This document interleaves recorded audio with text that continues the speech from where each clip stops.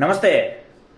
Protein, fibre, આયર્નથી ભરપૂર અને તમારી પાચન શક્તિને મજબૂત બનાવે અને તમારી ડાયાબિટીસને પણ નિયંત્રિત કરી શકે તેવી રેસીપી એટલે કે આજે બાજરાની ખીચડીની રેસીપી લઈને આવ્યો છું. તો ચાલો શરૂ કરીએ. ખીચડી બનાવવા માટે મેં અત્યારે 1 કપ બાજરો લઈ લીધો છે.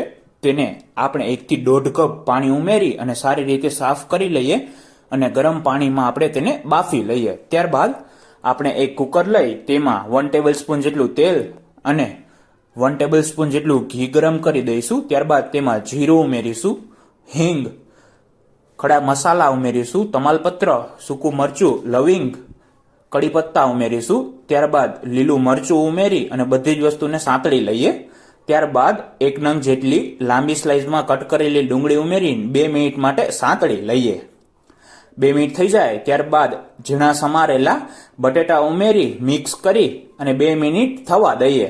ત્યારબાદ 1 નંગ જેટલું ટમેટું ઉમેરીશું. સ્વાદ પ્રમાણે નમક, હળદર પાવડર ઉમેરી અને બધી જ વસ્તુને સારી રીતે મિક્સ કરી દઈએ અને 2 થી 3 મિનિટ માટે ચડવા દઈએ. 2 થી 3 મિનિટ થઈ જાય ત્યારબાદ સ્વાદ પ્રમાણે લાલ મરચું ઉમેરી અને થોડું એવું પાણી ઉમેરીને ચડવા દઈશું. આપણું પાણી ઉકળી જાય ત્યારબાદ આપણે જે બાફેલો બાજરો હતો તે ઉમેરીશું અને તેને પણ આપણે સારી રીતે મિક્સ કરી દઈએ. ત્યારબાદ 1 થી 1.5 કપ જેટલું પાણી ઉમેરી અને પાણી ઉકળી જાય એટલે ઢાંકણ ઢાંકી અને 10 થી 12 સીટી કરી લઈએ. તો તૈયાર છે આપણી બાજરાની ખીચડી. વિડીયો પસંદ આવ્યો હોય તો લાઇક, શેર, સબસ્ક્રાઇબ અને ફોલો કરવાનું ના ભૂલતા.